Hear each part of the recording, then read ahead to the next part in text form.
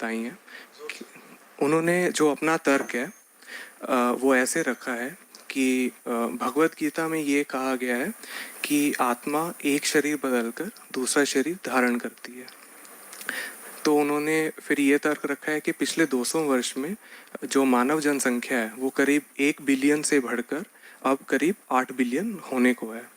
तो अगर मानव शरीर बढ़ रहे हैं तो नए शरीर में आत्मा भी नई आनी चाहिए।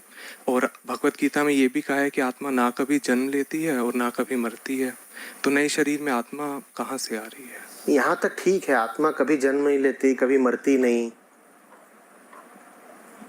पर ये गीता में कहीं पर भी नहीं लिखा है कि आत्मा एक शरीर छोड़कर दूसरा शरीर धारण करती है।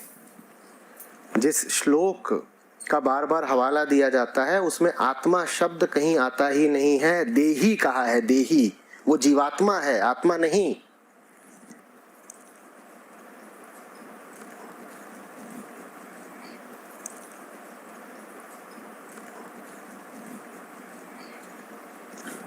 और भारत के साथ ये बड़ी त्रासदी हो गई है कि हमने गीता को ही उल्टा पुल्टा समझ लिया।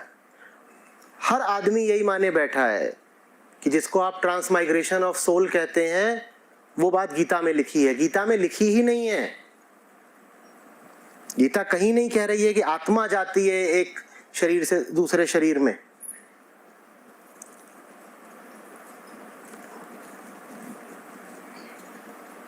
ये इतने कैसे बढ़ गए लोग, 1 बिलियन से 8 बिलियन हो गए? ये तो प्रकृति का खेल है।